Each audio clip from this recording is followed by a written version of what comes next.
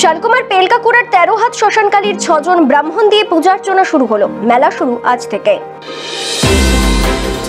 আলিপুরদুয়ার 1 নম্বর ব্লকের শালকুমার এক অঞ্চলের পেলকাকুড়া শ্মশানকালীর পুজো ও মেলা আজ থেকে শুরু। শ্মশানকালী পুজো শুরু হওয়ার আগ মুহূর্তে ব্যান্ড পার্টির মাধ্যমে শ্রী শ্রী শ্মশানকালী পূজা কমিটির সদস্যরা ও এলাকার মা বোনেরা জল ভরিয়ে নিয়ে এসে কালীবাড়ির কালী মায়ের মন্দিরের সামনে থেকে সেই বরণ জল দিয়েও 6 জন ব্রাহ্মণ দিয়ে শুরু হয় শ্মশানকালী মায়ের পূজার্চনা।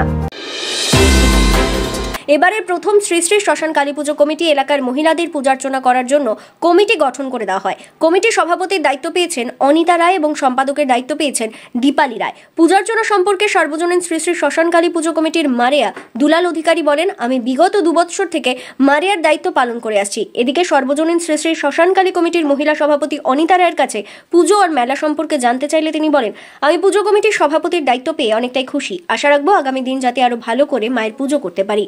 আলিপুরদুয়ার থেকে জেলা প্রতিনিধি মনোরঞ্জন রায় রিপোর্ট, এক্সটিভি বাংলা।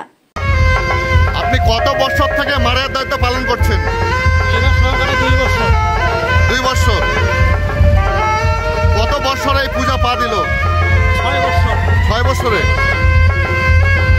আর এই পূজার মায়ের প্রতিমা মানে কতটা উচ্চতা? 14.5 14.5 হাত। আপনার নাম? দুলাল অধিকারী।